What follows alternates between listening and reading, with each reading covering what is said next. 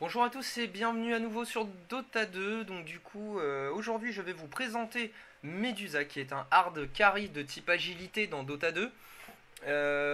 Allons-y, bon allez c'est parti, on commence. Donc je tiens à préciser quand même, carry, je dirais même hard carry, d'accord.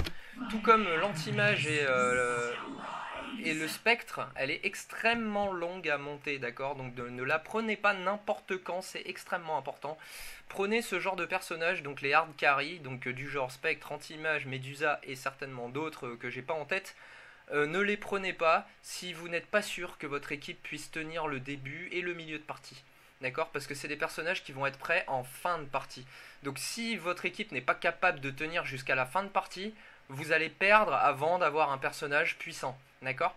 Donc réfléchissez énormément avant de prendre ce genre de héros. Voilà. Mais ça n'empêche qu'il reste super fun, hein. Si vous avez tous les supports et éventuellement un carry de milieu de game avec vous, et que vous avez tout ce qu'il faut pour tenir le temps nécessaire, n'hésitez pas à le prendre. Voilà. Alors, on va commencer. Premier sort, split shot. Donc ça permet à la Medusa de toucher plusieurs cibles en même temps quand elle tire. C'est un mode de tir que vous pourrez activer à votre guise. Soit vous l'activez et vous touchez plusieurs cibles, mais vous tapez un petit peu moins fort. Soit vous ne l'activez pas, vous touchez qu'une cible, mais du coup vous tapez plus fort. Voilà. Le deuxième, Mystic Snake, c'est un serpent que vous allez envoyer sur une cible. Ce serpent va percuter la cible que vous aurez visée et il va rebondir jusqu'à tac tac tac jusqu'à 6 fois sur les unités autour de la cible que vous avez visée. Et il va infliger des dégâts et voler du mana à toutes les cibles qu'il aura percutées. Tout simplement.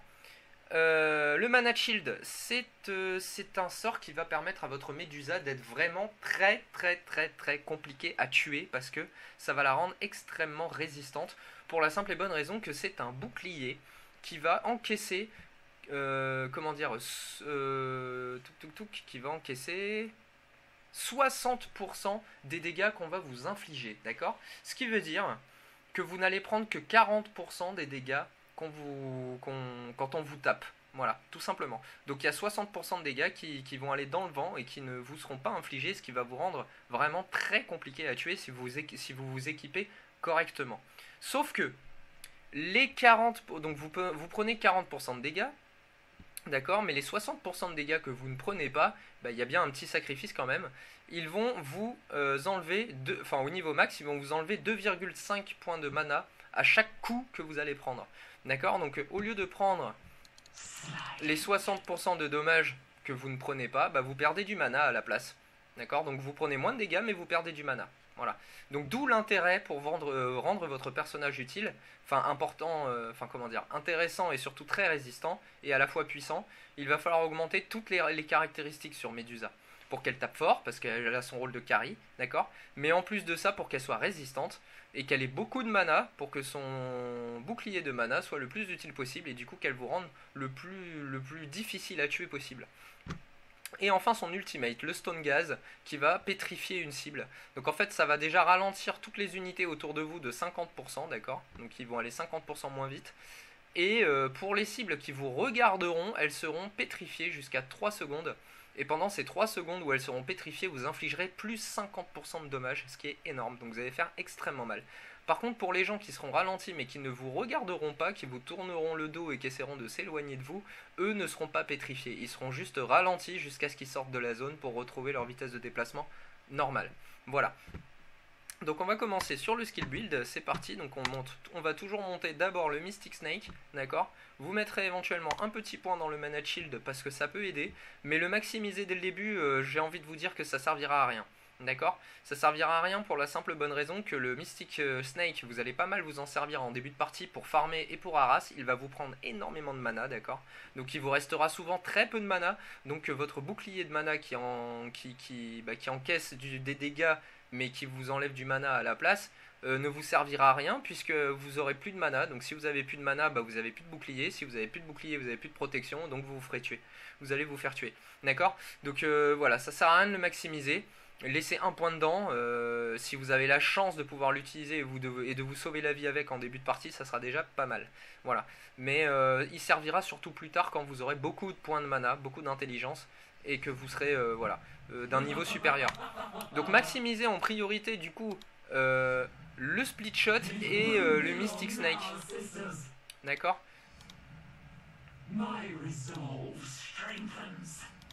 Votre ultimate quand vous l'avez, bien évidemment, comme d'habitude, hein. Donc le Misty Snake, toujours. Le split shot vous permettra de mieux farmer puisqu'il vous permet de toucher plusieurs cibles en même temps, hein. D'accord? Donc je vous montre vite fait les sorts. Si j'active le split shot, ça va faire ça, regardez. Voilà, je touche plusieurs cibles à la fois, d'accord? Voilà, tout simplement. Si je l'enlève, bon bah je touche qu'une seule cible, tout bêtement. Voilà. Ensuite, comment dire, le Mystic Snake, on va attendre qu'il y ait beaucoup de creep, ce sera plus intéressant. Vous allez voir comment il rebondit et il inflige des dégâts à tout le monde. Et il vole également du mana, en tout cas aux unités qui ont du mana. Voilà, vous avez vu? Donc du coup ça va carrément combiner à votre premier sort. Ça va carrément vous simplifier vous allez pouvoir farmer beaucoup plus facilement, d'accord? Donc il faut en abuser. Et enfin le Mana Shield, c'est une espèce de bulle bleue que vous aurez autour de vous, d'accord? Et qui vous protégera un peu des dégâts. Voilà. Donc on va pas aller se frotter à la fontaine maintenant parce qu'on est trop bas niveau. Et enfin l'ultimate. Alors l'ultimate, il faut quand même que je vous le montre. On va mettre un ennemi. Donc s'il me tourne le dos comme actuellement, d'accord? Hop, je vais activer mon ultimate et je vais rester comme ça. Regardez comment il est lent. Vous avez vu comment il est ralenti? Voilà. Mais là, il ne me regarde pas, d'accord? Si je réactive mon ultimate, mais que je fais en sorte qu'il me regarde, regardez, il est face à moi, voilà, il est paralysé. Et là, si je le tape, il va prendre énormément de dégâts, d'accord? Bon, là, je suis que niveau 10. Mais si je me mets niveau max, je vais lui donner un coup déjà pour voir, d'accord? Vous voyez, ça fait quand même relativement mal. Bon, maintenant, si je le transforme en pierre, vous allez voir, et que je le tape après, regardez. Vous avez vu la différence de dégâts? C'est énorme, hein. Quand il est en pierre, ça lui fait extrêmement mal. Donc voilà. Ok. Donc, voilà, bah, du coup je vous ai bien montré, quand il est en face il est transformé, quand il est de dos et qu'il cherche à s'enfuir, il est juste ralenti, il n'est pas transformé. Voilà. Donc maintenant on va attaquer l'item build. Donc l'item build, je vous conseillerais forcément la fast boots. Pourquoi la fast boots? Pour la simple et bonne raison que vous perdez des dégâts quand vous activez split shot. Regardez, je suis à 127 plus 24. Et bah là je suis à 127 tout court, je perds 24 de dégâts. Et bah en fait c'est tout simple, c'est que la fast boots vous fait récupérer les dégâts que vous perdez quand vous activez split shot. C'est-à-dire que là si je l'enlève, bah, j'ai 127 de dégâts de base, d'accord? Quand vous l'activez, vous descendez à 127 moins 24, et bah quand vous reprenez la botte, vous passez à 127 normalement. Donc vous retournez à vos dégâts de base en fin de compte quand vous touchez tous les ennemis. Donc voilà, elle vous permet de combler les dégâts qu'on vous enlève. Donc c'est quand même pas mal. Et ça, sans vous oublier le boost de vitesse de déplacement quand vous l'utilisez. Deuxième objet, je vous conseille très vivement la Linken Sphere. Elle va vous donner beaucoup de régénération de mana, de régénération de vie. Elle va augmenter vos caractéristiques. Vous voyez, je suis déjà à 1274 de mana. Si je pose, je suis quand même à 1079, donc ça augmente beaucoup. Et en plus de ça, elle vous protégera toutes les 13 secondes d'un sort que vous pourrez prendre dans la figure. En deuxième objet, je vous conseillerais très fortement Manta Style. Comme précédemment, je vous ai conseillé Manta Style avec l'anti-mage parce que ça vous permettrait d'annuler un ralentissement si on vous envoie un sort de ralentissement ou même un sort de dégâts. Au moment où le sort va vous percuter, si vous activez Manta Style, ça va annuler le sort. D'accord? Et annuler le ralentissement si vous êtes déjà ralenti également. Donc voilà, en plus de ça, ça va augmenter votre capacité de farm, bien sûr, puisque vous aurez encore plus de personnages qui tirent, d'accord? Et bien sûr, ça va créer la confusion chez les adversaires, ils ne sauront pas forcément quelle est la bonne, mais c'est surtout pour votre quantité de... c'est surtout pour votre farm, hein. Je sais pas si vous avez vu, mais c'est quand même, ça farm quand même très bien, et c'est un objet voilà, qui amplifiera beaucoup votre survie, le fait d'avoir des doubles. Donc voilà, je vous conseille très fortement Manta Style en deuxième objet.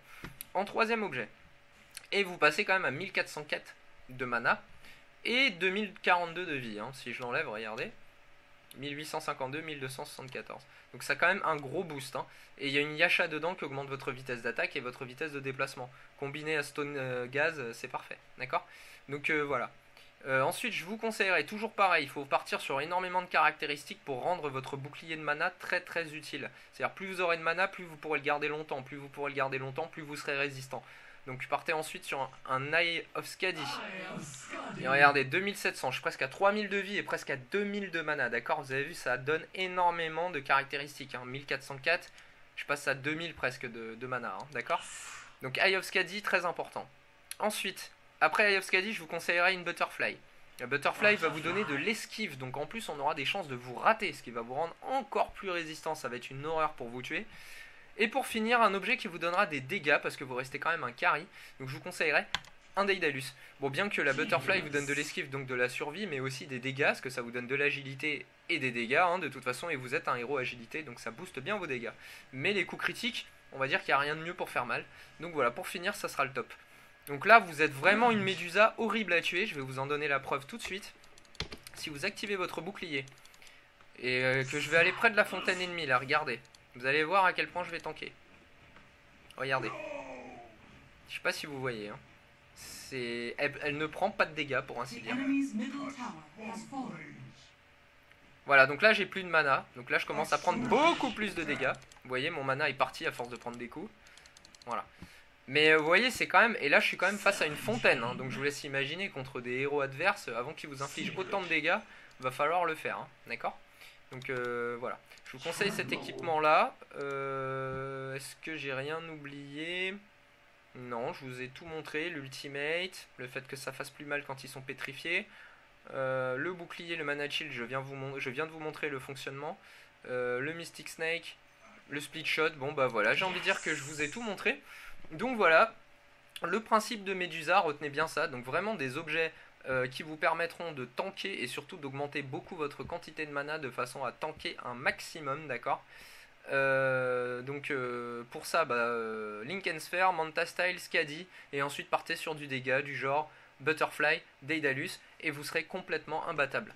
D'accord? Donc voilà, faites attention, comme je vous ai dit, encore un petit rappel, tout comme le spectre, tout comme l'anti-mage, Médusa c'est un personnage qui se choisit bien, faites attention à vos alliés, ne prenez pas Médusa bêtement, tous les objets qu'il lui faut, regardez le prix, il y en a un à 5125, il y en a un à 4950, l'autre à 5875, l'autre à 5520 et l'autre à 5675 encore. Vous voyez, c'est des objets tous extrêmement chers, il vous faudra du temps pour pouvoir réussir à tous les choper, d'accord? Donc il faut vous dire que est-ce que votre équipe va réussir à se passer de vous suffisamment longtemps pour arriver à cet équipement? C'est ça la question à se poser avant de prendre une Médusa, un anti-mage ou un spectre. Donc faites très attention à ça. Si vous estimez qu'ils ont tout ce qu'il faut pour tenir la route sans vous, ok, prenez votre personnage, parce qu'en fin de partie, voilà, c'est vous qui allez faire la différence. Par contre, si vous estimez qu'ils arriveront jamais à tenir 45 minutes pour que vous soyez prêts, ça sert à rien de prendre ce personnage, vous allez enterrer votre équipe. D'accord? Voilà.